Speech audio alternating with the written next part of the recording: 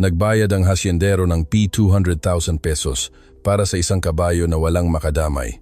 Tinawag niya ang pinakamahuhusay na tagapagsanay ng kabayo sa probinsya.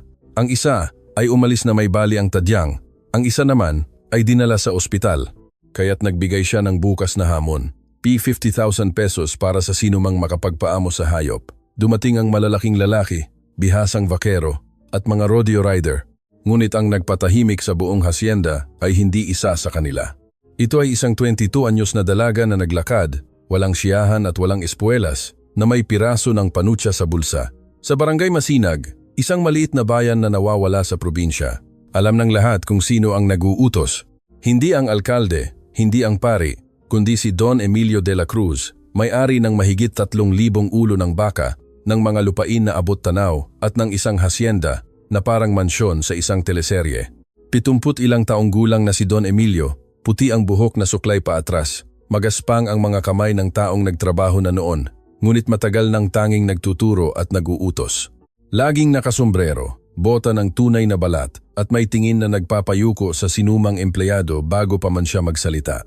Ngunit ang naglalarawan kay Don Emilio ay hindi ang pera, kundi ang paraan ng pakikitungo niya sa mga tao. Para sa kanya, ang mundo ay nahahati sa dalawang uri ng tao, ang mga mayroon at ang mga naglilingkod. Kalahati ng bayan ay umaasa sa kanya sa isang paraan. Ang karinderya ay bumibili ng kanyang baka, ang mga manggagawa ay nagtatrabaho sa kanyang mga lupain at sinisingil ni Don Emilio ang bawat pabor sa mga tingin at salitang inihagis sa tamang oras. Ang paghamon kay Don Emilio ay may kahihinatnan. Hindi siya nagbabanta ng karahasan. Pinutol niya ang utang, isinara ang daan. At sa isang bayan kung saan ang kanyang hasyenda ang motor ng halos lahat, ang mapabilang sa blacklist ni Don Emilio ay parang pinatalsik ng hindi umaalis sa lugar. Sa ganitong senaryo lumitaw si Kulog, isang purong lahing kabayo na Lusitano na binili ni Don Emilio sa isang horse fair sa Maynila sa halagang mahigit P200,000. Maitim ang balahibo tulad ng gabi na walang buwan. Ang muskulo ay tila inukit, tindig ng hayop, na isinilang na alam na siya ay espesyal. Dinala ni Don Emilio ang kabayo sa isang karetang may aircon na may kasamang veterinaryo at nang bumaba ang hayop sa hasyenda, kalahati ng bayan ay naroon upang makita.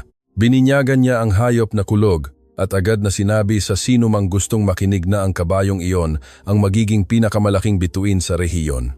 Ilalagay niya ang barangay Masinag sa mapa, mananalo sa mga eksibisyon, paligsahan at magiging pinakamahalagang reproducer sa probinsya. Ang problema ay hindi sumasang-ayon si Kulog sa alinman sa mga planong ito. Mula sa unang araw, ipinakita ng kabayo kung sino siya. Hindi niya pinapalapit ang sinuman. Takot ang mga manggagawa sa hasyenda na pumasok sa kural. Kinakagat ni Kulog, sinisipa, tumitindig. Ibinabangga ang kanyang katawan sa bakod na kahoy nang may matinding lakas na bumibiyak ang mga tabla. Mayroong isang bagay sa mga mata ng hayop na walang sinuman sa mga empleyado ang makapagpaliwanag ng maayos, ngunit nararamdaman ng lahat, galit. Isang matandang galit ng hayop na nasaktan na, napilitan na, at may mga taong sumubok na sirain siya sa brutalidad. Hindi nagtitiwala si Kulog sa sinumang tao, at ipinapakita niya ito sa bawat muskulo ng kanyang katawan. Hindi si Don Emilio ang tipo ng lalaki na tatanggap ng pagkatalo. Kinontrata niya ang pinakasikat na tagapagsanay ng kabayo sa rehiyon, isang lalaking nagngangalang Mang Roger na sumisingil ng 5,000 pesos bawat araw at ipinagmamalaki na hindi pa kailanman nabigo. Pumasok siya sa koral ng may kumpiyansa. Sa loob ng wala pang 20 segundo, nasa lupa na siya na may dislocated na balikat. Tumawag si Don Emilio ng iba, isang lalaki mula sa Batangas na tumagal ng 30 segundo bago tamaan ng isang sipa na nagpadala sa kanya sa ospital. Tumawag pa siya ng isa at isa pa. Nagdala siya ng mga tao mula sa 3 magkakaibang bayan. Walang tumagal ng higit sa 1 minuto, ang ilan ay paika-ika, ang iba ay nangailangan ng medikal na atensyon. At bawat bigong pagtatangka ay nagkakahalaga ng pera. At higit pa roon, ang reputasyon ni Don Emilio dahil nakasubaybay ang buong bayan. At nagsimula ang mga komento. Una ay mahina sa pila sa palengke, paglabas ng misa, pagkatapos ay malakas sa mesa ng sari-sari store. Sa mga usapan sa liwasan, bumili si Don Emilio ng kabayong P200,000 beses na walang silbi. Magandang hayop, pero baliw. Gumastos ng malaking halaga sa isang hayop na hindi man lang puwede sa litrato. Ang mga tawa ay discreet, ngunit umiiral. At kung may isang bagay na hindi matitiis ni Don Emilio, higit pa sa pagkawala ng pera, higit pa sa pagiging kinontra, ay ang maging pinagmulan ng pagtawa. Iyon ay nagbabaga sa loob niya tulad ng baga. Sa isa sa mga gabing iyon, pagkatapos ng isa pang bigong pagtatangka, nagdesisyon si Don Emilio. Nakaupo siya sa balkonahe ng hasyenda ng nag-iisa, may hawak na kape at ang pagmamataas ay nag-aalab sa kanyang dibdib. Kung walang profesional ang nakakagawa, gagawin niya itong isang panoorin. Ipapakita niya sa buong bayan na hindi ang kabayo ang problema. Ang problema ay walang sinumang kapantay. Kinaumagahan, ipinag-utos niya na mag-imprenta ng malalaking banner at ikalat sa buong barangay Masinag, sa mga kanto, sa harap ng simbahan, sa palengke, sa sari-sari store. Simple at direkta ang mensahe. Bukas na hamon. Ang sinumang makasakay at makapagpaamo sa kabayong sikulog ay makakakuha ng 50,000 peso pera sa kamay agad. Sabado, sa Hacienda de la Cruz. 50,000 pesos sa isang bayan kung saan karamihan sa mga pamilya ay nabubuhay sa wala pang 2 minimum na sahod, ang bilang na iyon ay halos hindi ka panipaniwala. Kumalat ang balita ng mas mabilis kaysa sa apoy sa tuyong damo. Sa loob ng 2 araw, wala nang pinag-uusapan kundi iyon.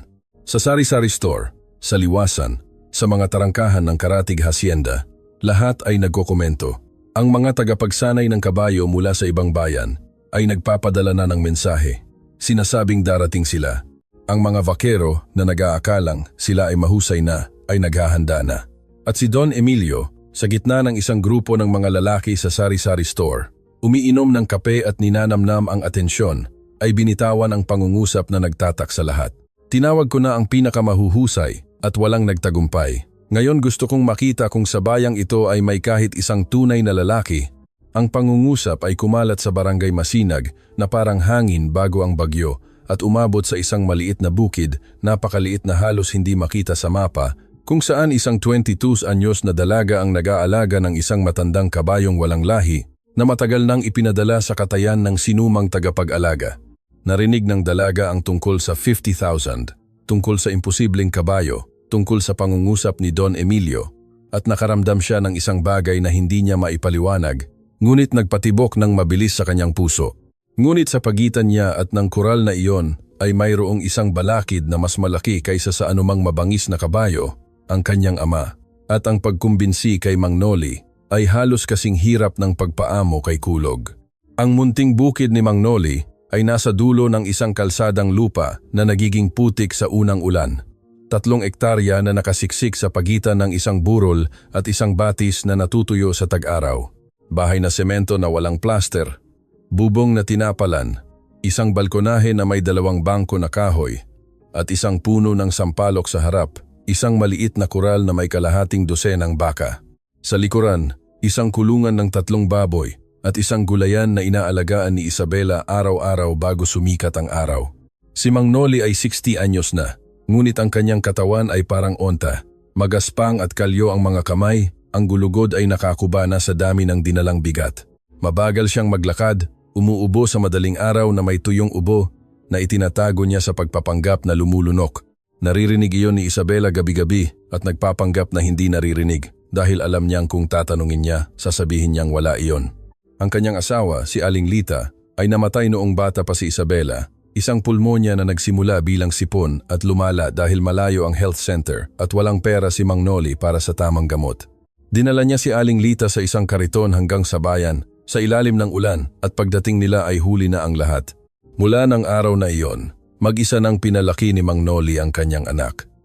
Itinuro niya sa kanya ang magtanim, mag-alaga ng mga hayop, magkumpuni ng bakod, at huwag ikahiya ang maduming kamay.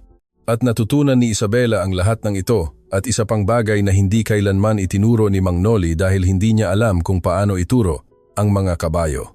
Nagsimula ang pagkahilig niya sa edad na 7 nang magdala ang isang kapitbahay ng isang may sakit na kabayo sa bukid. Humihiling kay Mang Noli na alagaan habang siya ay naglalakbay. Ang kabayo ay payat, takot at nanginginig kapag may sinumang lumalapit. 3 araw na nakaupo si Isabela sa labas ng kural, hindi pumasok, hindi pinipilit ang anumang bagay.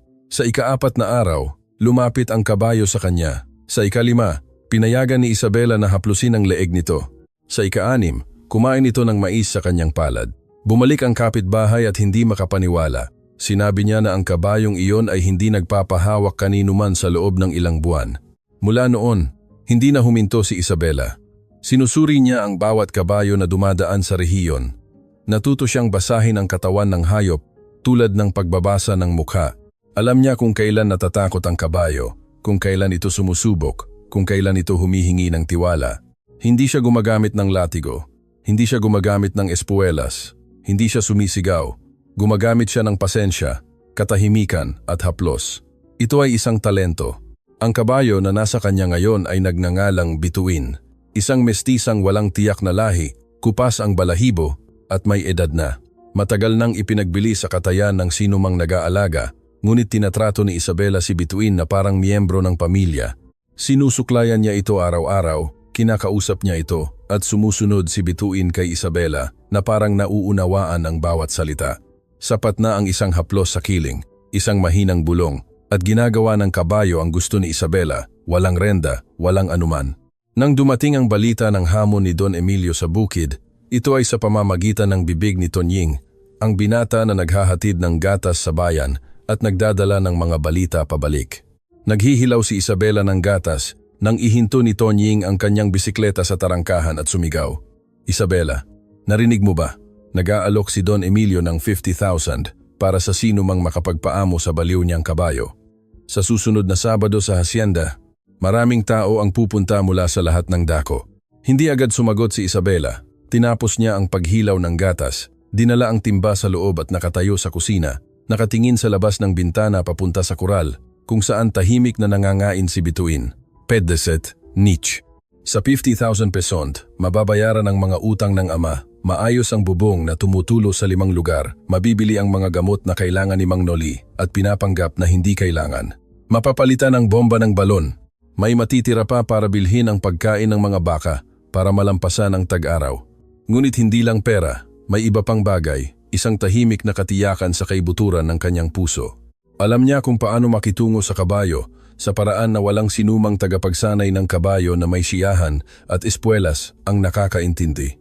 At nang ilarawan ni Tonying si Kulog, ang galit, ang mga tagapagsanay ng kabayo na sunod-sunod na bumabagsak, hindi nakaramdam ng takot si Isabela. Naramdaman niya na naiintindihan niya ang hayop na iyon nang hindi pa man niya nalalapitan. Ang kabayo na umaatake sa lahat ay hindi masamang kabayo. Ito ay kabayo na labis na nasaktan at nagpasya na hindi na kailanman hahayaan ang sinuman na magkaroon ng kontrol. Sa oras ng hapunan, kanin, gulay at pritong itlog, inilagay ni Isabela ang plato sa harap ng ama at umupo. Tiningnan siya ni Mang Noli at napansin, pagkatapos ng 21 taon na mag-isang pagpapalaki sa batang iyon, alam niya kung may sasabihin ito. Sige anak, sabihin mo. Tatay, gusto kong pumunta sa hamon ni Don Emilio. Gusto kong paamuhin ang kabayo. Binitawan ni Mang Noli ang tinidor. Namutla ang mukha niya. Isabela, sa ngalan ng Diyos, ang kabayong iyon ay nakabalina ng tadyang ng lalaki, nakapagpadala na ng tagapagsanay ng kabayo sa ospital. Lalaki na 100 kilogram at 30 taon ng karanasan. At gusto mong pumasok sa koral na iyon? Tatay, sinubukan ng mga lalaking iyon na talunin ang kabayo sa lakas. Hindi ko gagawin iyon. Kakausapin ko siya. Iba iyon. Kausapin, Isabela.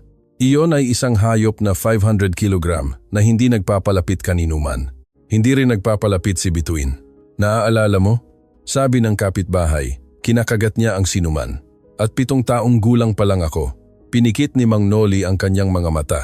Alam niyang totoo iyon.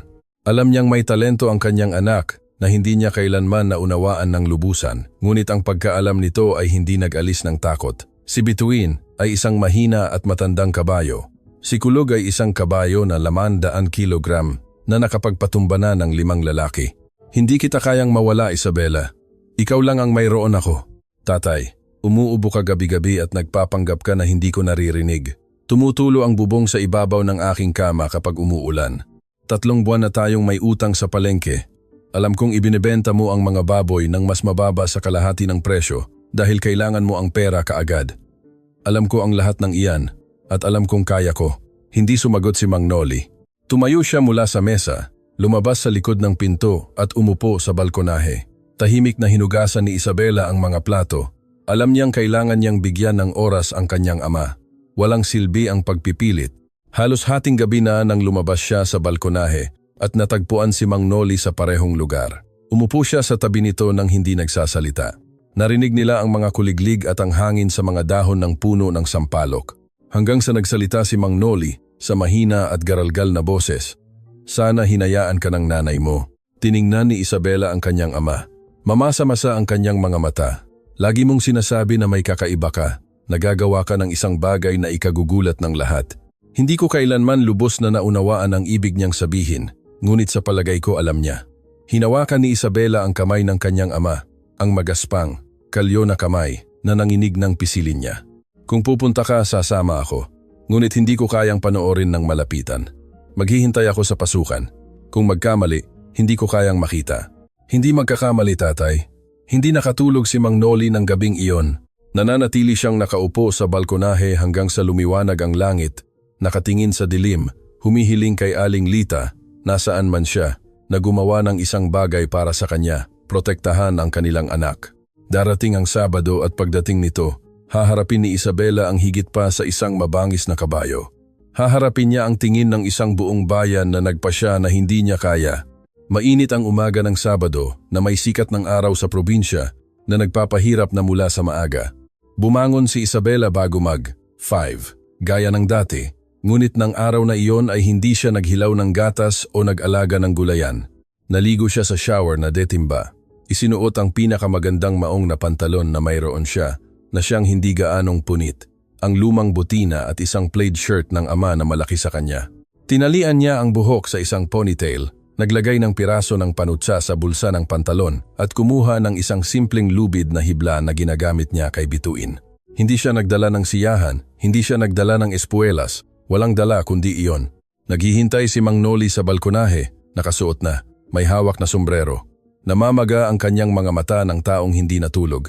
Hindi siya nagsalita, nagbigay lang siya ng senyas gamit ang ulo at sabay silang lumakad sa kalsadang lupa. Ang daan patungo sa hacienda ni Don Emilio ay halos isang oras na lakad, tahimik sila halos sa buong oras.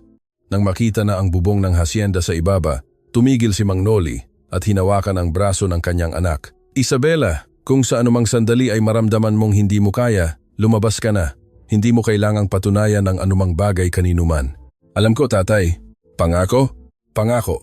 Mahigpit na pinisil ni Mang Noli ang kanyang kamay, binitawan at mahinang sinabi. Maghihintay ako sa pasukan. Hindi ko kayang makita ng malapitan. Tumango si Isabela, naunawaan, hinalikan ang noo ng ama at bumaba ng mag-isa patungo sa hacienda. Ang nakita niya sa ibaba ay parang pista ng rodeo. Daan-daang tao ang nakakalat sa patio, buong pamilya, matatanda sa beach chair, mga binata na nakasandal sa mga truck, pastel na tindahan, caldo de caña, barbecue sa baga. May nagbukas ng speaker na may musikang sertaneha, Brazilian country, ngunit sa gitna ng lahat, sa malaking kural na ipinag-utos ni Don Emilio na palakasin, si Kulog ay naglalakad-lakad, agitated, bumubulong-bulong, tumatama ang paa sa lupa. Alam ng kabayo na may mangyayari. Nanood si Don Emilio mula sa isang plataporma na kahoy sa tabi ng kural. Nakaupo sa isang silya na parang trono, bagong sombrero, cotton na damit. Sa tabi, sa isang mesa na may berdeng tela, ang 50,000 pesos ay nakalatag ng kitang-kita. Ang pera doon ay hindi lamang premyo, kundi sinasabi ni Don Emilio. Marami akong pera kaya pwede kong iwan ang P50,000 pesos sa araw at wala itong epekto sa buhay ko. Sa harap ng kural, isang mesa para sa pagpaparehistro na may notebook, mayroon ng mahigit 20 pangalan, mga tagapagsanay ng kabayo mula sa Karatig Bayan, lokal na vakero, mga rodeo rider sa rehiyon. Kabilang sa kanila si Renato de la Rosa, isang malaking rider, malapad ang balikat, na itinuring ang sarili bilang pinakamahusay na vakero sa Barangay Masinag at ipinagpipilitan ito sa sinumang gustong makinig. Nakasandal si Renato sa bakod ng kural, ngumunguya ng dayami na may isang grupo sa paligid. Tinawid ni Isabela ang patio ng nag-iisa. Naramdaman niya ang mga tingin na nakadikit sa kanya habang papalapit siya. Isang payat na dalaga na may simpleng damit, naglalakad sa gitna ng lahat ng mga lalaking iyon. Nang dumating siya sa mesa ng pagpaparehistro at sinabi niyang gusto niyang sumali, ang organizer, isang lalaking mataba na may makapal na bigote, ay itinaas ang kanyang mga mata mula sa notebook at tiningnan siya mula ulo hanggang paa. Hindi niya itinago ang anuman. Sumali sa ano, anak? Sa hamon.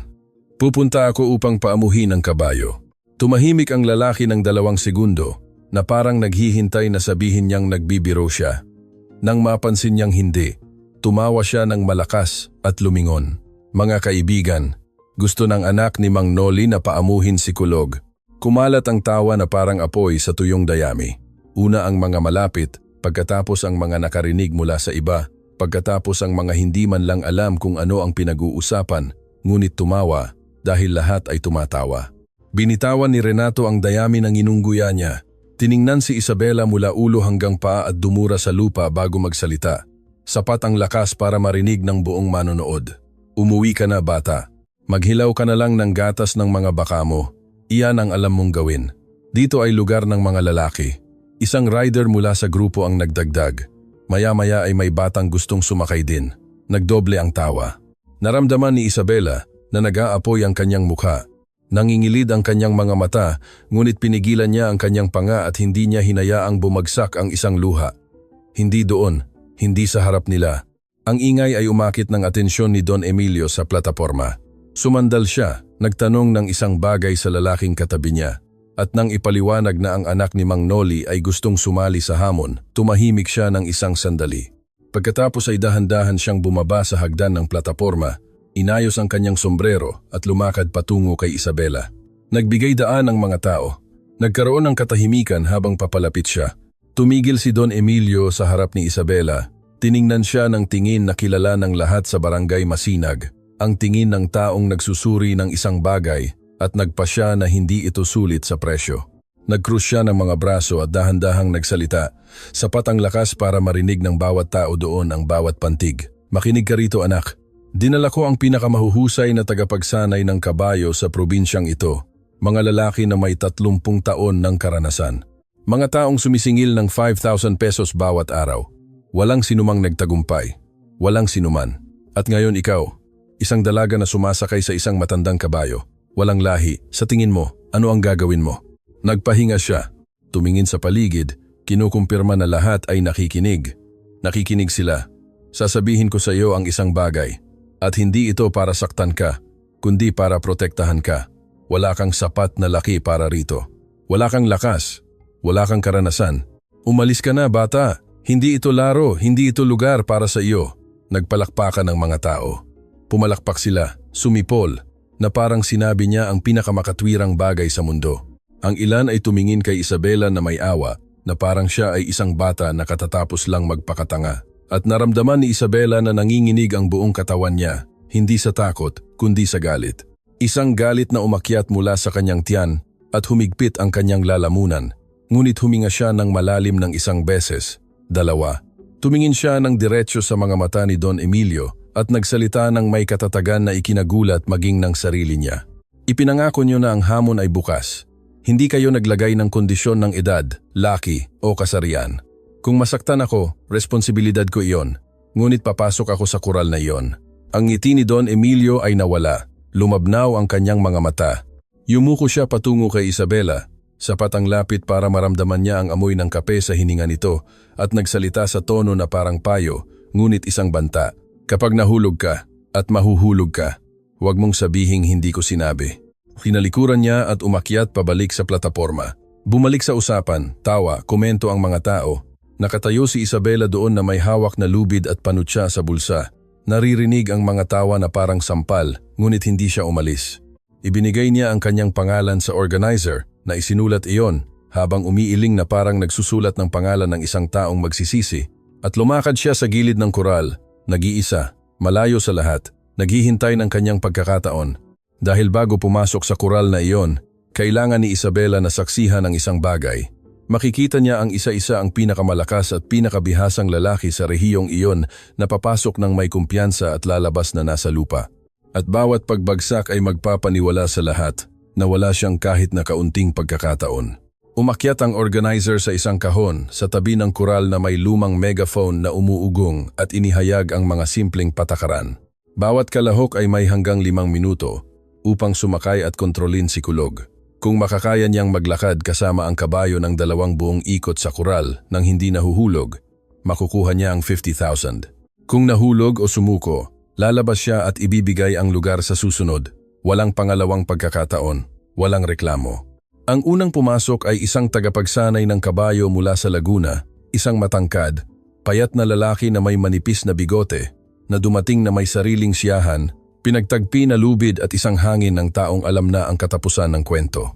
Pumasok siya sa kural, matatag na naglalakad, nakatingin kay Kulog sa mata, sinusubukang magpataw ng autoridad. Pinayagan siya ng kabayo na lumapit, pinayagan siyang ilagay ang lubid, pinayagan siyang iposisyon ang siyahan, at sa sandaling inilagay ng lalaki ang bigat ng kanyang katawan upang sumakay. Sumabog si Kulog. Pinaikot niya ang kanyang katawan nang napakabilis na lumipad ang siyahan sa gilid, at ang tagapagsanay ng kabayo ay inihagis sa bakod na kahoy. Tumama siya sa likod, dumulas sa lupa, at nanatili doon na walang hangin, nakabuka ang bibig, parang isda na nasa labas ng tubig. Dalawang manggagawa ang tumakbo upang hilahin siya palabas, habang si Kulog ay nagtrot patungo sa kabilang panig ng kural, nagpapagpag ng ulo na parang nagtataboy ng langaw. Naghiyawa ng mga tao, nagbu, pumalakpak. Nanood si Don Emilio mula sa itaas, nang hindi gumagalaw ang isang muskulo ng kanyang mukha. Nanood si Isabela mula sa gilid ng nag-iisa, na nakasandal ang mga braso sa bakod. Hindi siya nakatingin sa panoorin tulad ng iba. Nakatingin siya sa kabayo, sa paraan ng paggalaw nito, sa posisyon ng mga tainga, sa ritmo ng paghinga. At ang nakita niya ay kinumpirma ang lahat ng naramdaman niya nang marinig niya ang kwento sa unang pagkakataon. Hindi baliw si Kulog, hindi masama. Ito ay isang hayop, natakot na natuto na ang tanging depensa ay ang pag-atake. Bawat lalaki na pumapasok sa kural na iyon na may mahigpit na lubid at postura ng isang mananalo, kinumpirma sa kabayo na totoo ang panganib at reaksyon niya sa tanging paraan na alam niya. Ang ikalawang kalahok ay isang vakero mula sa Cebu, malakas, na may mga kamay na parang ginawa upang humawak, nakasakay siya. Nanatili siya ng mga 15 segundo na nakakapit sa kiling habang si Kulog ay nagkukurba at umiikot. Ngunit tumindig ang kabayo ng mataas, halos patayo, at ang vakero ay dumulas pabalik, nahulog ng nakaupo ng napakalakas na umakyat ang alikabok sa isang ulap. Umalis siya na paika-ika na may hawak sa likod. Ikatlo, ikaapat, ikalima, sunod-sunod, itinumba ni Kulog. Ang ilan ay tumagal ng segundo, ang iba ay hindi man lang nakasakay. Isang tagapagsanay ng kabayo mula sa Iloilo ang sumubok na lumapit sa gilid, ngunit umikot si Kulog at bumagsak ang lalaki nang hindi naiintindihan ang nangyari. Umalis siya na nangangailangan ng suporta upang maglakad. Sa bawat pagbagsak, mas pinagmamasdan ni Isabela. Nakita niya kung paano nagre-react si Kulog sa ingay, sa mabilis na paggalaw, sa tensyon sa katawan ng sinumang lumalapit. Nakita niya na mas nagiging agitated ang kabayo kapag kinukubkub siya, kapag sumisigaw, kapag sinusubukan siyang ikulong sa sulok. At nakita niya na sa mga ilang segundo, sa pagitan ng isang pagtatangka at isa pa, kapag nag-iisa siya sa kural, kumakalma si Kulog, yumuyuko ang ulo, mas mabagal ang pagbulong-bulong, nagre-relax pa nga ang mga tainga. Hindi ang kabayo ang problema. Ang problema ay ang ginagawa ng mga tao kapag lumalapit sa kanya. Pagkatapos ng 10 pagtatangka, nagbago na ang mood ng publiko. Sa simula ay kasiyahan, tawa, cheer, ngayon ay tensyon. Isang batang lalaki na hindi hihigit sa 25 taong gulang ang pumasok ng matapang at umalis na inaalalayan ng 2 manggagawa nang hindi makatayo ng matatag. Doon tumayo si Renato de la Rosa, inayos ang kanyang sombrero, dumura sa lupa at inihayag sa sinumang gustong makinig. Tama na ang kalokohan. Ngayon ay papasok ang tunay na lalaki sa kural na ito. Pumalakpak ang kanyang grupo. Ang ilang tao ay sumipol. Pumasok si Renato ng may malaking hakbang. Nakabukaka ang dibdib. Nakatingin kay Kulog na parang tinitingnan ng isang hamon na natalo na niya bago pa man magsimula. Mahigpit na hinawakan ni Isabela ang bakod. Hindi dahil sa sumusuporta siya kay Renato, kundi dahil alam niya kung ano ang mangyayari. Lumapit si Renato ng masyadong mabilis. Sinubukang ihagis ang lubid sa leeg ni Kulog sa isang biglaang paggalaw. Umilag ang kabayo, umikot at sumugod ng dibdib na halos itumba si Renato bago pa man siya sumubok na sumakay. Nagpatumba-tumba si Renato, nabawi ang balanse at sumubok muli. Sa pagkakataong ito ay hinawakan ang kiling ng 2 kamay at lumundag. Nakasakay siya. Naghiyawan ang mga tao sa loob ng 3 segundo. Nakasakay si Renato kay Kulog. 3 segundo. Yumuko si Kulog, ikinulong ang mga paa sa harap at sumipa sa likod nang napakabangis na lumipad si Renato sa ibabaw ng leeg ng kabayo, tumilapon sa hangin at bumagsak ang mukha sa alikabok. Lumipad ang sombrero sa isang panig, ang lubid sa kabilang panig. Nakahiga si Renato sa lupa ng mga 5 segundo, lito, hanggang sa pumasok ang mga manggagawa upang ilabas siya doon. Tumayo siya na pula sa hiya at sa alikabok, paika-ika na may punit na kamiseta sa balikat. Nang lumabas siya sa koral, dumaan siya malapit kay Isabela at, sa unang pagkakataon mula nang dumating siya, hindi siya nakatingin sa mga mata nito. Yumuko siya at nagpatuloy sa paglakad. Marami pang pagtatangka. 15. Walang nagtagumpay. Ang koral ay mayroon ng mga bakas ng paa, mga gasgas sa bakod, mga marka ng pagbagsak sa lupa. Ang amoy ng pawis at takot ay napakalakas na mararamdaman mula sa malayo. Nagtrot si Kulog sa isang panig at sa isa pa, humihingal na may katawan na nababalutan ng bula. Bawat pagtatangka ay nagpapalabas sa kanya ng mas alerto, mas agresibo, mas sarado. Nanood si Don Emilio mula sa itaas na sarado ang mukha. Matagal nang natapos ang kasiyahan. Hindi na ito panoorin. Ito ay isang mensahe na ibinibigay ng kabayo sa lahat ng naroon. Walang sinumang nag-uutos sa akin. At bawat minuto na lumipas, ang P50,000 pesos sa ibabaw ng mesa ay tila mas ligtas. Tiningnan ng organizer ang notebook, isang pangalan na lang ang kulang. Kinuha niya ang megaphone at inihayag ng may boses na pinagsama ang pagod at hindi paniniwala. Huling kalahok, Isabel Noli. Biglang bumaba ang ingay sa hasyenda. Tumigil ang mga usapan, namatay ang mga tawa. Isang kakaibang katahimikan ang pumalit. Mabigat tulad ng langit bago ang bagyo. Lahat ay lumingon upang tingnan ang payat na dalaga na nakasandal sa gilid ng bakod, may hawak na simpleng lubid at isang plaid shirt na malaki sa kanya. Si Renato, na may alikabok pa sa damit at ang pagmamataas ay basag, ay sumigaw ng malakas. Pusta Kopi 100 na hindi siya tatagal ng 10 segundo. Ang ilang tao ay tumawa, ngunit ito ay nerbyosong tawa na pinagsama ng kuryosidad dahil sa kaibuturan. Pagkatapos makita ang 16 na lalaki na bumagsak, lahat ay gustong makita kung ano ang gagawin ng dalagang iyon. Binitawan ni Isabela ang bakod, huminga ng malalim, naramdaman ang mabilis na tibok ng puso sa dibdib, ngunit matatag ang kanyang mga kamay. Lumakad siya patungo sa tarangkahan ng koral. Binuksan ng organizer at pumasok si Isabela. Agad na tumigil si Kulog sa pagtrot. Ibiniling niya ang kanyang ulo patungo sa kanya. Tumindig ang mga tainga, tumigas ang katawan. Ang mga madilim na mata ay nakatingin sa maliit na figura na bagong pasok sa kanyang teritoryo. At pagkatapos ay ginawa ni Isabela ang tanging bagay na walang sinuman sa 16 na lalaki bago siya ang gumawa. Walang ginawa. Nakatayo si Isabela ng mga 10 metro mula kay Kulog at nanatili doon, humihinga. Nakabitin ang lubid sa maluwag na kamay, halos hawak ang lupa, maluwag ang mga braso sa tabi ng katawan, kalmado ang mukha, nakayuko ang mga mata na nakatingin sa lupa sa harap ng kanyang mga paa. Hindi siya sumulong, hindi siya sumigaw, hindi niya inalog ang lubid, hindi siya gumawa ng kahit 1 kilos na maaaring basahin bilang banta.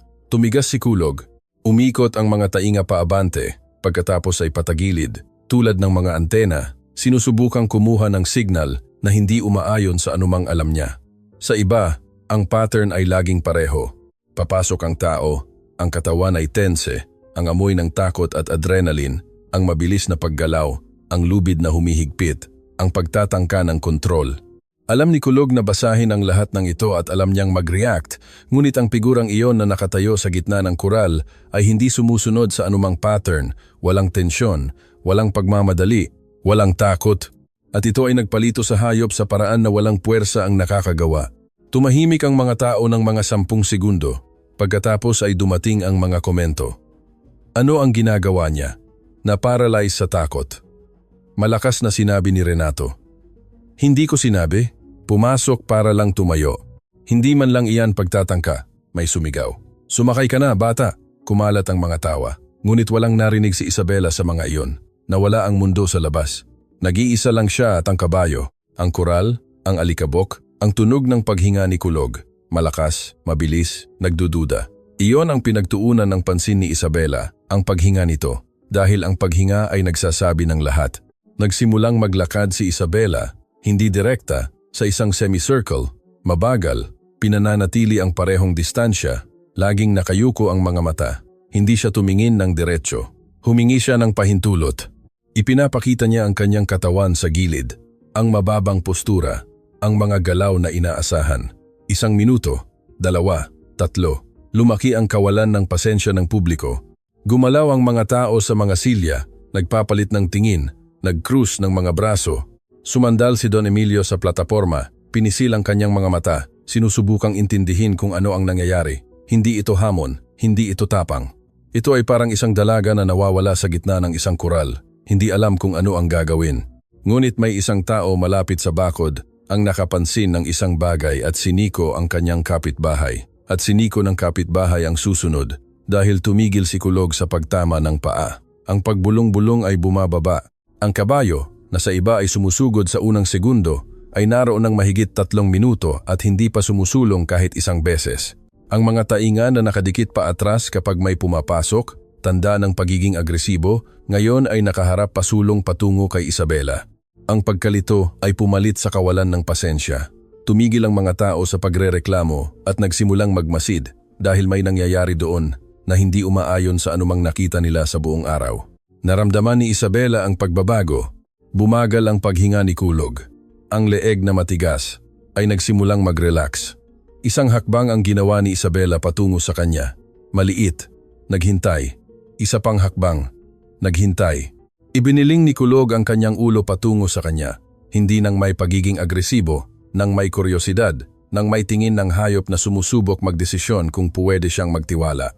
Ang mga madilim na mata ay nakatingin kay Isabela at, sa isang sandali, ang dalawa ay ganap na nakatayo, konektado ng isang bagay na walang sino man doon ang makakakita o makapangalan. Kinuha ni Isabela ang panutya mula sa bulsa. Dahan-dahang inunat ang kamay na nakabuka ang palad. Kumalat ang matamis na amoy sa mainit na hangin ng kural. Itinaas ni Kulog ang kanyang ulo, lumawak ang mga butas ng ilong. Naamoy niya ang amoy at gumawa ng isang hakbang patungo kay Isabela. Nagpigil ng hininga ang mga tao. Isa pang hakbang, mas malapit. Sa bakod, nag-cruise ng mga braso si Renato at nagsalita. 10 segundo, sumagot ang isang tao sa tabi. 5, hindi gumalaw si Isabela. Ang kamay ay nakalahad, matatag, kontrolado, ang paghinga. 4 na metro si Kulog, 3, at pagkatapos ay nangyari. Sumugod si Kulog pasulong, biglaan, marahas, nakayuko ang ulo. Tumatama ang mga kuko sa lupa, nagpapalabog ng alikabok. Sumigaw ang mga tao. Isang babae ang nagtakip ng bibig, ang isa naman ay tumalikod. Tumayo si Don Emilio mula sa silya. Lahat ay nag-aakalang tapos na, ngunit hindi umatras si Isabela, hindi tumakbo, hindi sumigaw, hindi pumikit. Nanatili siya sa kung saan siya naroroon, na nakalahad ang kamay, ang panutsa sa palad, ang mga paa ay nakatanim sa lupa na parang ugat ng matandang puno, nanginginig ang buong katawan sa loob, ang puso ay sumasabog sa dibdib, ngunit sa labas, matatag, at hindi gumagalaw. Biglang huminto si Kulog nang wala pang 1 metro mula sa kanya. Dumulas ang mga kuko sa lupa, nagpalabog ng alikabok. Malakas na bumulong-bulong ang kabayo, nakabuka ang mga butas ng ilong, ang dibdib ay umaakyat at bumababa, ang kanyang mga mata ay nakatingin sa kanya. At sa unang pagkakataon ay tiningnan din ni Isabela siya. Diretso, walang takot. Nanatili silang dalawa, magkaharap, na pinaghihiwalay ng wala pang 1 braso na distansya. Ang katahimikan sa koral ay napakabigat na maririnig ang hangin. Walang humihinga, walang gumagalaw. 5 segundo, 10, 15. Pagkatapos, dahan-dahan, napakadahan-dahan na sa simula ay walang sinumang nakapansin, ibinaba ni Kulog ang kanyang ulo, hindi nang may puwersa, hindi nang may pagkatalo, nang may isang bagay na halos katulad ng ginhawa. Bumaba ang kanyang nguso hanggang sa taas ng kamay ni Isabela. Inamoy ang panutya, inamoy ang palad, inamoy ang mga daliri. Ang mainit na hangin mula sa mga butas ng ilong ay tumama sa kanyang balat. Naramdaman ni Isabela ang mga luha na umakyat, ngunit pinigilan niya. Hindi pa. Kinuha ni Kulog ang panutsa. Nagsimulang ngumuya ng dahan-dahan, na may malambot na tunog ng malalaking ngipin na gumigiling ng asukal. Habang inungguya, itinaas ni Isabela ang kabilang kamay at inilagay sa leeg nito. Dahan-dahan, halos walang bigat, isang haplos na humihingi ng pahintulot sa halip na kumontrol. Nanginig ang kabayo. Ang bawat muskulo ng kanyang katawan ay nagkontrata ng isang sandali na parang malapit ng sumabog muli. Tumigas ang mga tao, ngunit hindi umalis si Kulog. Nandoon siya ngumunguya, Nararamdaman ang haplos na hindi nakasasakit, hindi humihila, hindi humihingi ng anuman. Nagsimulang magpahid si Isabela ng dahan-dahan. Ang kamay ay umaakyat at bumababa sa madilim na leeg. Nararamdaman ang init ng balahibo, ang malakas na pulso sa ilalim ng balat, at nagsimulang bumulong. Mahinang mga salita, napakahina, na maging siya mismo ay hindi alam kung nagsasalita ba siya o humihinga lang ng may tunog. Walang sinuman sa manonood ang nakarinig kung ano iyon. Ngunit naririnig ni Kulog at sa bawat salita ay mas nagre-relax ang kanyang katawan. Ang buong hasyenda ay tahimik, walang tumawa, walang sumigaw, walang sinumang lubos na nakakaintindi kung ano ang nararamdaman, ngunit lahat ay nakaramdam ng isang bagay. At ang susunod na mangyayari ay magbabago ng katahimikang iyon sa isang bagay na walang sinuman doon ang makakalimutan sa buong buhay nila. Isinandal ni Isabela ang kanyang noo sa leeg ni Kulog, ipinikit ang kanyang mga mata. Naramdaman ang init ng balahibo laban sa balat ng mukha, ang malakas na pulso sa ilalim ng ibabaw, ang amoy ng pawis at lupa na nagmumula sa katawan ng hayop. Nanatili siya doon na humihinga kasama nito, nang dahan-dahan, malalim, dibdib laban sa balahibo, dalawang paghinga na naghahanap ng parehong ritmo. Hindi gumalaw si Kulog. Ang mga paa, na sa buong araw ay tumatama sa lupa ng may galit, ay tahimik. Ang buntot, na humahampas sa hangin, sa bawat oras na may lumalapit, ay nakabitin ng maluwag. Ang buong katawan ng hayop, na sa loob ng maraming oras, ay naging isang makina ng depensa, ay nakatigil, hindi tense, hindi handang umatake. Nakatigil talaga, na parang sa unang pagkakataon ng araw na iyon, marahil sa unang pagkakataon sa mahabang panahon, nakakita si Kulog ng dahilan upang hindi lumaban. Sa mga nanonood walang nagsalita. Hindi ito katahimikan ng gulat o ng pag-asa. Ito ay katahimikan ng taong nakakakita ng isang bagay na hindi niya nauunawaan, ngunit alam niyang mahalaga. Isang babae ang humawak sa kamay ng kanyang asawa nang hindi napapansin. Isang matandang lalaki ang nagtanggal ng salamin at nagpunas ng kanyang mga mata. Maging si Renato ay tahimik, nakabitin ang mga braso at bahagyang nakabuka ang bibig. Idinilat ni Isabela ang kanyang mga mata. Dahan-dahang itinaas ang kanyang ulo at nanatili sa tabi ni Kulog, ang kamay ay nasa leeg pa rin nito. Sa kabilang kamay, kinuha niya ang lubid na nakabitin sa balikat at sa isang mabagal na paggalaw, halos slow motion, ipinasa sa leeg ng kabayo, hindi hinihigpitan, hindi hinihila. Nilagay lang niya ang lubid doon ng maluwag, na parang isa lamang itong haplos at hindi isang tali. Naramdaman ni Kulog ang bigat ng lubid at iginalaw ang kanyang ulo sa gilid, sumusubok. Hindi nag-react si Isabela, hindi humila, naghintay. Isang beses na inalog ng kabayo ang kanyang ulo, mahina ang pagbulong-bulong at tinanggap. Pagkatapos ay dumating ang sandali na walang sinuman, doon ang nag-aakalang posible. Nagposisyon si Isabela sa tabi ni Kulog, ang kaliwang kamay ay nakahawak sa kiling, ang kanan ay nakasandal sa likod ng hayop. Ang buong katawan niya ay nakakapit sa katawan nito, nararamdaman ang bawat pagyanig, bawat pagkontrata ng muskulo. Huminga siya ng malalim at sa isang kalmado at matatag na paggalaw, nang hindi tumatalon ng walang pagmamadali umakyat. Sumakay siya kay Kulog, walang siyahan, walang espuelas, walang estribo, siya lang. Ang mga binti ay nakayakap sa katawan ng kabayo, ang mga kamay ay nakahawak sa kiling, ang katawan ay bahagyang nakasandal pasulong. Ang buong mga tao ay nagpigil ng hininga ng sabay-sabay. Daan-daang tao ang may hangin sa dibdib, ang mga mata ay nanlalaki na naghihintay ng pagsabog dahil iyon ang nangyari sa buong araw. May sumakay, sumabog si Kulog. Ilang segundo lang iyon. Naramdaman ni Kulog ang bigat, gumawa ng dalawang nerbiyosong hakbang patagilid, inalog ang kanyang ulo, tinamaan ang paa sa lupa. May sumigaw ng mahina. Yumuko si Kulog, kinurba ang kanyang likod at nagpakita ng senyales na tumindig. Nagkontrata ang mga muskulo ng mga paa sa likod. Ito na. Hindi pinisil ni Isabela ang kanyang mga binti. Hindi niya hinila ang kiling, hindi siya nagpanik. Ginawa niya ang kabaligtaran ng sinasabi ng instinto. Binitawan niya ang kanyang katawan, niluwagan ang kanyang mga balikat, ibinaba ang sentro ng grabidad, inilubog ang kanyang katawan, at isinandal ang kanyang mukha sa batok ni Kulog, at bumulong ng isang bagay.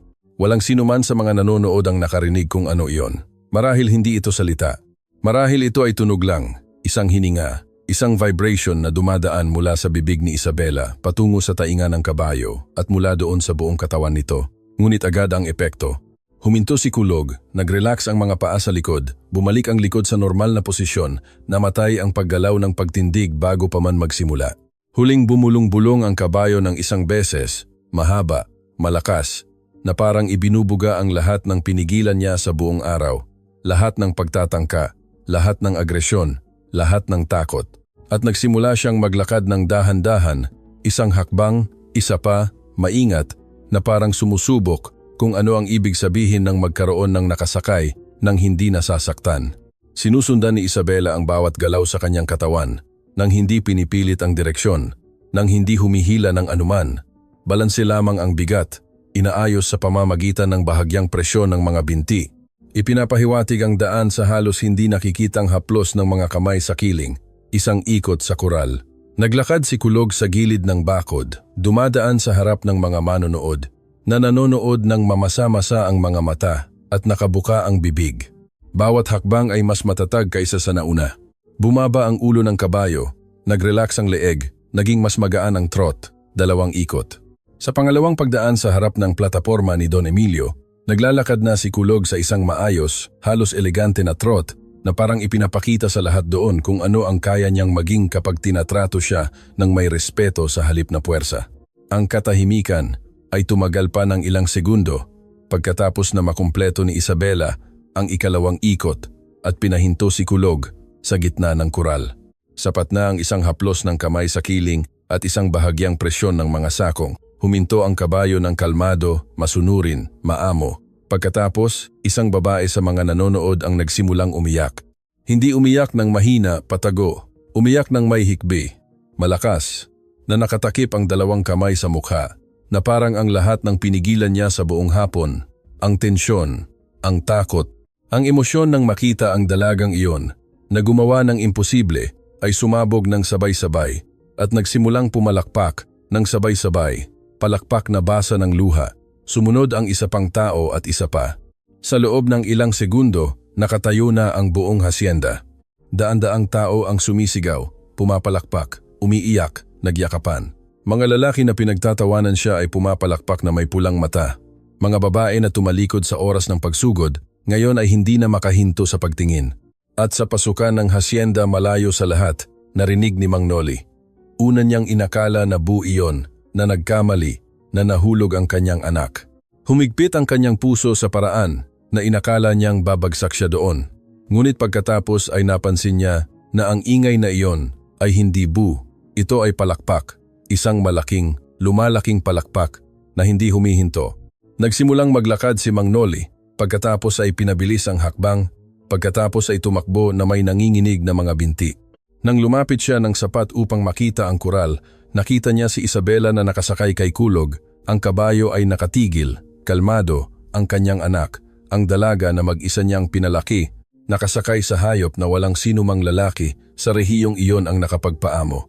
Bumigay ang mga binti ni Mang Noli, hindi sa pagod, kundi sa lahat. Lumuhod siya sa lupa, tinakpan ang kanyang mukha ng mga kamay, at umiyak tulad ng hindi niya pag-iyak mula ng araw na nawala si Aling Lita. Umiyak siya sa ginhawa, sa pagmamataas, sa pagkamis sa kanyang asawa na nagsabi na ang dalagang iyon ay magugulat sa mundo. Bumaba si Isabela, hinaplos ang leeg ni Kulog sa huling pagkakataon at lumakad patungo sa labasan ng kural. Nagbigay daan ang mga tao. Lumayo ang mga tao na parang siya ay isang taong bagong kilala nila sa unang pagkakataon, bagaman kilala nila siya mula pa noong bata pa. At sa plataporma, nakatayo si Don Emilio, ang silya trono sa likod niya, walang laman. Ang sombrero ay nasa kamay, mahigpit na nakasiksik sa dibdib, na wala ang postura ng may-ari ng mundo. Nakatingin siya sa dalagang iyon na lumalabas sa kural at ang kanyang mukha ay may ekspresyon na walang sinuman sa barangay Masinag ang kailanman nakita sa pinakamayamang lalaki sa bayan. Ang ekspresyon ng taong alam na nagkamali at ang susunod niyang gagawin, walang sinuman doon ang nag-aakala. Dahan-dahang bumaba si Don Emilio sa hagdan ng plataporma. Nagbigay daan ang mga tao at bumalik ang katahimikan. Hindi ang katahimikan ng tensyon, isang katahimikan ng paghihintay. Nakatayo si Isabela sa labasan ng kural, may lubid sa balikat at alikabok sa damit. Nang makita niyang papalapit si Don Emilio, itinuwid niya ang kanyang katawan. Sinabi ng lalaking iyon sa harap ng daan-daang tao na wala siyang sapat na laki, na dapat siyang umuwi at ngayon ay naglalakad patungo sa kanya na may sombrero na mahigpit na nakasiksik sa dibdib. Tumigil si Don Emilio sa harap ni Isabela. Nagkatinginan silang dalawa. Siya ang may-ari ng lahat hanggang sa abot tanaw. Siya ang may-ari ng isang matandang kabayo at isang piraso ng lupa na halos hindi sapat para mabuhay. At doon, sa sandaling iyon, nagkabaligtad ang laki ng dalawa. Itinaas ni Don Emilio ang kanyang boses, hindi sumigaw, hindi kailangan. Ang katahimikan ay napakakumpleto na ang isang bulong ay umabot sana sa huling hilera. Ngunit malakas siyang nagsalita dahil gusto niyang marinig ng bawat tao doon ang bawat salita. May utang akong paumanhin sa dalagang ito. Nanatili ang hasyenda nang hindi gumagalaw. Ngayong umaga, nang dumating siya rito at sinabing papasok siya sa kural na iyon, tumawa ako hindi nag-iisa. Tumawa ako kasama ng lahat. Sinabi kong hindi ito lugar para sa kanya. Sinabi kong wala siyang sapat na laki. Sinabi kong mahuhulog siya at nagkamali ako. Bumigay ang kanyang boses ng isang segundo. Lumunok siya ng malalim, mas mahigpit na pinisil ang sombrero at nagpatuloy. Dinala ko ang pinakamahuhusay na tagapagsanay ng kabayo na kayang bayaran ng pera. Mga lalaki na may 30 taon ng karanasan. Bawat isa sa kanila ay pumasok sa kural na iyon na sinusubukang talunin ng kabayo sa lakas at bawat isa ay nahulog. Tiningnan niya si Isabela. Tiningnan siya sa mga mata ng totoo, tulad ng hindi niya pagtingin sa buong araw. Ang dalagang ito ang tanging hindi sumubok na manalo. Siya ang tanging sumubok na umunawa at siya ang tanging nagtagumpay. Nagpahinga siya ng matagal. Ngayon ko lang nalaman na hindi ako ang may-ari ng kabayo. Ako ang may-ari ng aking pagmamataas. At ang aking pagmamataas ay walang halaga. Isang bulong ang kumalat sa mga nanonood. May nagsimulang pumalakpak, ngunit itinaas ni Don Emilio ang kanyang kamay na humihiling ng katahimikan. Hindi pa siya tapos. Lumakad siya sa mesa kung nasaan ang mga pera. Kinuha ang 50,000 pesos ng dalawang kamay at bumalik kay Isabela. Inabot niya ang pera sa kanya. Ito ay sa iyo, gaya ng ipinangako, sa harap ng lahat gaya ng ipinangako. Tiningnan ni Isabela ang pera, nanginginig ang kanyang mga kamay nang hawakan niya ang mga pakete. 50,000 pesos. Ang bigat niyan sa kanyang mga kamay ay higit pa sa papel. Ito ang bubong na hindi natutulo. Ito ang mga gamot ng ama. Ito ang mga utang na nabayaran. Ito ang patunay na hindi siya baliw sa pagpunta, ngunit hindi pa tapos si Don Emilio. Gusto kong magbigay ng panukala rito. Ngayon sa harap ng lahat, upang walang makapagsabi na binawi ko pagkatapos. Tiningnan niya si Isabela at matatag na nagsalita. Gusto kong ikaw ang maging responsable sa lahat ng kabayo sa aking hasyenda. Nakapirmang sahod, kartera asinada, may trabaho, bawat buwan sa account. Mas naiintindihan mo ang kabayo kaysa sa sinumang nakilala ko at hindi ako tanga na hayaan itong mawala. Nagsimulang bumulong ng mas malakas ang mga tao. Lumingon si Don Emilio at naghanap ng isang mukha gamit ang kanyang mga mata. Nakita niya si Mang Noli na ilang metro sa likod ni Isabela. Nabasa pa ang mukha at nanginginig ang mga binti. Mang Noli, kayo rin. Kung gusto nyo, may trabaho rito at tirahan para makalapit sa doktor kung kailangan.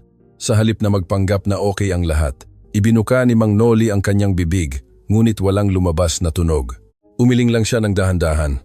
Lumuluha ang mga mata. Pagkatapos, lumingon si Don Emilio sa mga tao, naghanap ng isang partikular na mukha at nakita. Si Renato ay nasa gitna ng mga tao na may punit na kamiseta, alikabok sa pantalon at nakatingin sa lupa. Renato, tingnan mo ako. Itinaas ni Renato ang ulo ng pula. Sinabi mo sa dalagang ito na umuwi at maghilaw ng gatas ng kanyang mga baka. Sinabi mong dito ay lugar ng mga lalaki. Kaya sabihin mo sa akin ang isang bagay, ilang ikot ang ginawa mo sa kural na iyon na nakasakay kay Kulog. Hindi sumagot si Renato. Wala siyang masagot. Tiningnan ni Don Emilio ang iba pang mga tao. At ito ay para sa lahat ng tumawa ngayong araw, kabilang ako, lalo na ako. Nagpahinga siya. Ang pagmaliit sa isang tao dahil sa kanyang hitsura ay mas maraming sinasabi tungkol sa nanghuhusga kaysa sa hinuhusgahan. Natutunan ko iyan ngayon at 72 taong gulang na ako. Hindi pa huli ang lahat para mapahiya sa sarili. Sumabog ang mga tao sa palakpak na naiiba sa mga nauna. Hindi ito palakpak ng panoorin, ito ay palakpak ng respeto. Ang mga tao ay pumapalakpak na may punong-puno ng luha ang mga mata, tumatango, lumulunok ng buhol sa lalamunan. Naramdaman ni Isabela na lumapit ang kanyang ama mula sa likod. Mahigpit siyang niyakap ni Mang Noli, nanginginig, walang masabi, hindi na kailangan. Isinandal ni Isabela ang kanyang ulo sa dibdib ng ama at ipinikit ang kanyang mga mata. Naramdaman niya ang amoy ng lupa at kape na laging mayroon si Mang Noli at sa isang sandali lang, naramdaman niya na parang naroon din ang kanyang ina. Sa mga sumunod na linggo, nagbago ang buhay ng pamilya Noli sa paraan na hindi inakala ni Isabela na makikita niya. Sa 50,000 pesos, nabayaran niya ang 3 utang ng ama sa palengke, inayos ang bubong ng bukid, pinalitan ang bomba ng balon at dinala si Mang Noli sa doktor. Ang mga pagsusuri na matagal nang ipinagpapaliban ay ginawa. Walang malubha, ngunit kailangan ng gamot araw-araw at pagsubaybay. Sa sahod mula sa hasyenda, tiniyak ni Isabela na hindi na muling kukulangin. Si Kulog ay naging pinakatapat na kabayo sa ari-arian.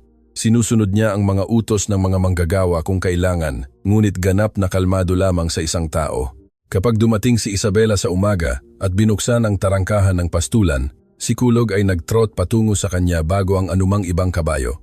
Tumigil ang mga manggagawa sa pagsisikap na umunawa, tinanggap lang nila. Si Bituin ay nagkaroon ng lugar sa pastulan ng hasyenda na may magandang lilim at sariwang damo. Nabuhay siya ng kanyang mga huling taon nang may ginhawa na nararapat sa kanya. Binibisita siya ni Isabela araw-araw at kinakausap siya tulad ng dati. Hindi nagbago si Don Emilio ng magdamag. Ang mga taong may 70 taon ng pagmamataas ay hindi nagiging ibang tao ng biglaan. Ngunit ang Sabado na iyon ay nag-iwan ng malalim na marka sa kanya, ang uri na nagbabaga, ang uri na nagpapahiga sa isang lalaki sa gabi at hindi makatulog dahil naririnig niya ang kanyang sariling boses na nagsasabing, "Hindi ito lugar para sa iyo." Sa isang dalaga na katatapos lang gumawa ng hindi nagawa ng sinumang lalaki. Nagsimula siyang bumati sa mga tao sa kalsada, nagsimulang magsasabi ng magandang umaga sa mga empleyado, nagsimulang magtanong kung paano ang mga anak, kung kailangan nila ng anuman. Kapag may nagtanong kung ano ang nangyari sa kanya, sumasagot lang siya. Isang dalaga ang nagturo sa akin ng isang bagay na hindi na ituro ng 70 taon ng buhay. At sa Barangay Masinag, ang kwento ni Isabela ay hindi lumabas sa pahayagan, hindi ipinalabas sa telebisyon, ngunit alam ng lahat. At sa bawat pagkakataon na may nagdududa sa isang tao dahil sa pagiging bata, sa pagiging babae, sa pagiging mahirap, sa pagiging napakaliit para sa isang napakalaking hamon, may naaalala ng Sabado na iyon ang araw at alikabok. Gusto nilang talunin ang kabayo. Gusto niyang umunawa.